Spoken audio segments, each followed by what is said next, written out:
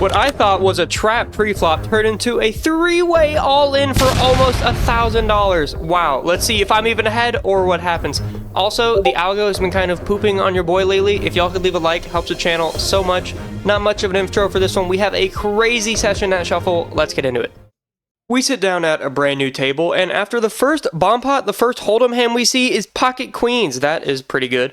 There's an open to 15. I'm going to 3-bet here on the smaller side as we're going to go heads up to $40. To a flop of 7 ace ace. Well, that is probably good that there's 2 aces. It makes it less likely he has one.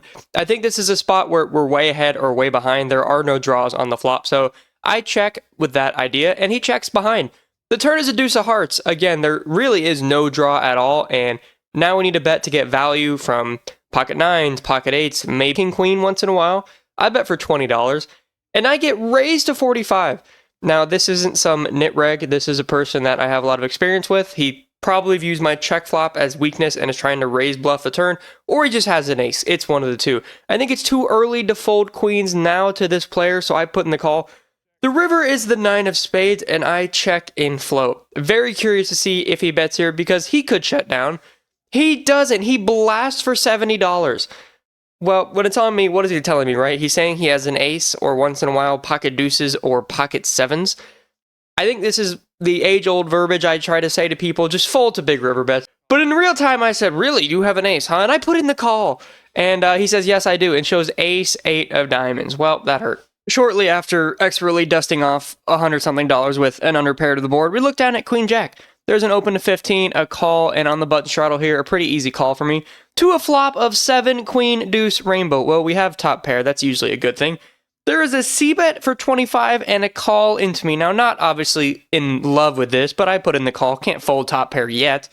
The turn is a 6 of hearts, and my fears are not realized as it checks to me. Well, that is a good sign. Do I ever think the preflop opener is checking king, queen, ace, queen? I don't think so, and I think the guy behind has like pocket nines or a 7 or something, or maybe a weaker queen or queen jack himself. I think he would bet king, queen, or bigger, so now I think we only have one move. I have like 89 in my stack. I think it's time to just go all in.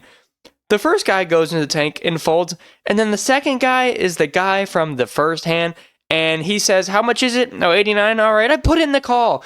I tell him I have a queen, and he says he has a flush draw, so he picked up backdoor hearts, which I think is all we need to fade as the river is a 10 diamonds. I say I think I'm good, and he says, oh wait, I have 2 pair, and shows 7, 10 of hearts.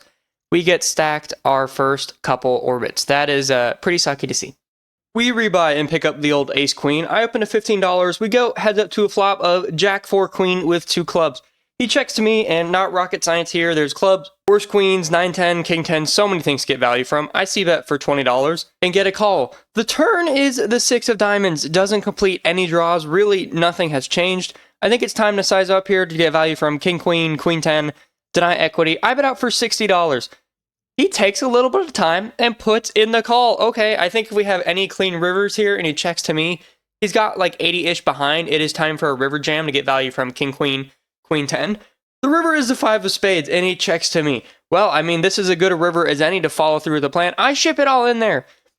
He looks at me, says, not this time, buddy, and puts in the fold. We downgrade a little bit as we pick up 9-6. There's an open to 15 after I limp. Should it be a fold? Yes.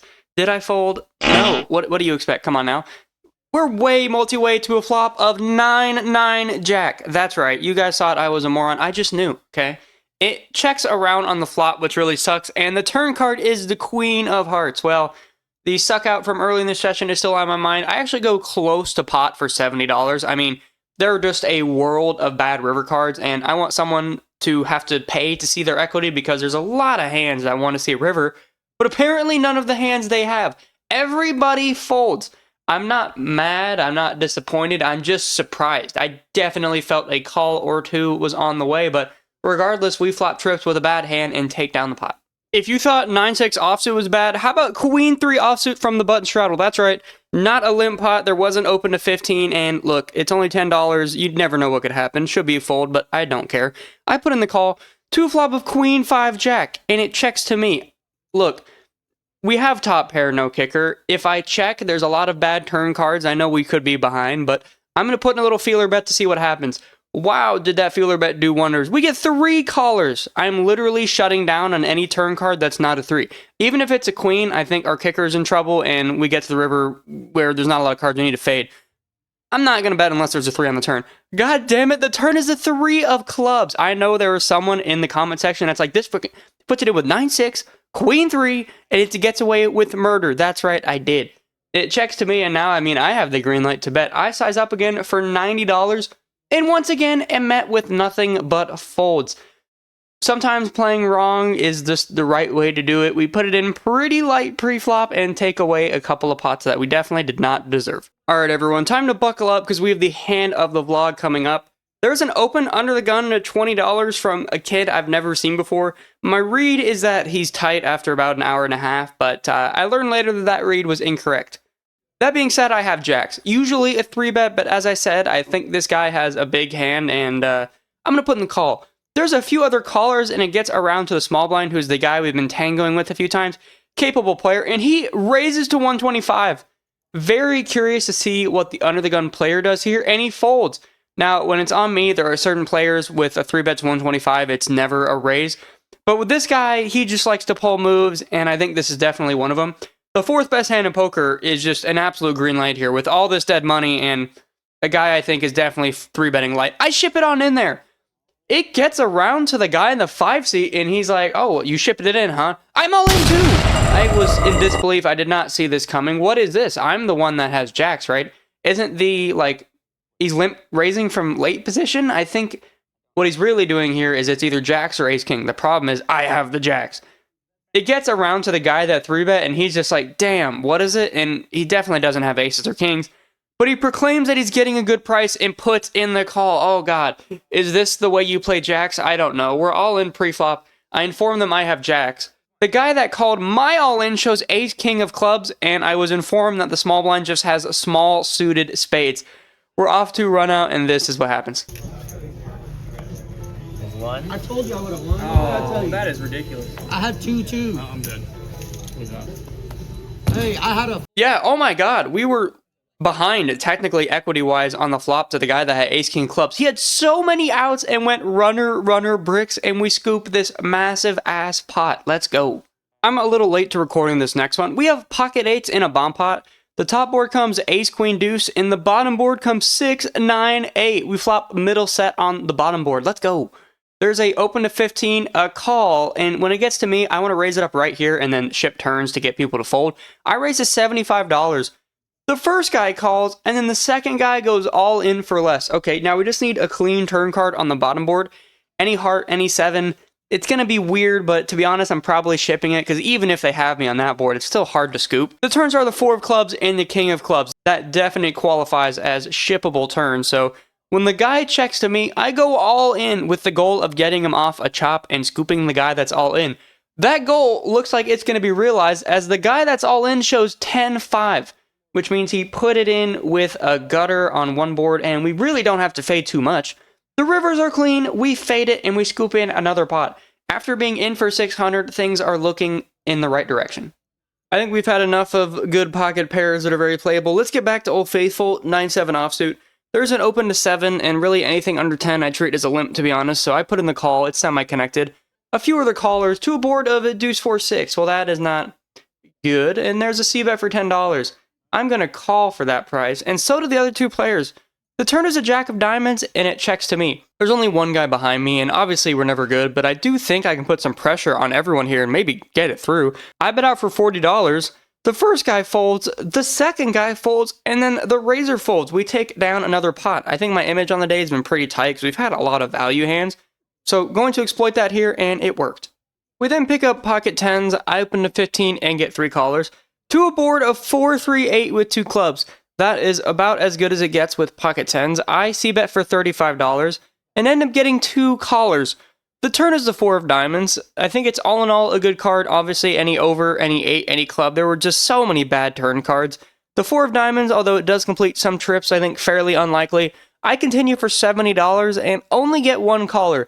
I don't know this kid at all, and he's been playing fairly tight, so a little bit nervous, but I imagine he would raise a 4 right now in position. Or maybe he wouldn't. I don't know. Let's figure it out. The river is a 3 of hearts. All in all, I think a great run out to target an 8. And if he's got a draw, he's not going to call a bet. I do think actually going into check call mode isn't the worst idea. Getting value from an 8 sounds good because an 8's probably going to check back. But if he's either A, ahead, or B, a draw, he's going to bet if I check. And if I bet and get raised, it's going to be a disaster. So I end up going into check call mode. He ends up checking, and I show pocket 10s, and we win. We end up flopping top 2 pair, getting raised on the turn, and winning a pot with Jack 10. And then we get Queen 8 of clubs, flopping a flush against the aggressive player we played a few hands against, calling a bet on the flop, and checking twice to him when he had nothing, which I think I'm happy about, and winning a small pot. And then we get into another big one with pocket 8s.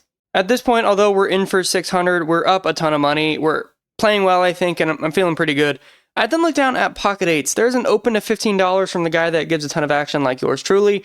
I actually think I want to 3-bet 8s here, not all the time, but this is the time, I think, to $40 to get position and what I think get value, and he puts in the call. 2 flop of Jack 9-9. Now look, not my favorite flop in the world, but 8 should be ahead some percentage of the time. I actually down bet to $25 when he checks to me, and as I expected, he puts in the call. The turn is the 6 of diamonds. Now when he checks to me, I think a check is totally fine playing some pot control.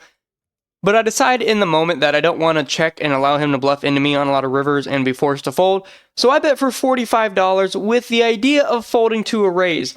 And the raise comes, and it's big. He raises on up to 150. Wow.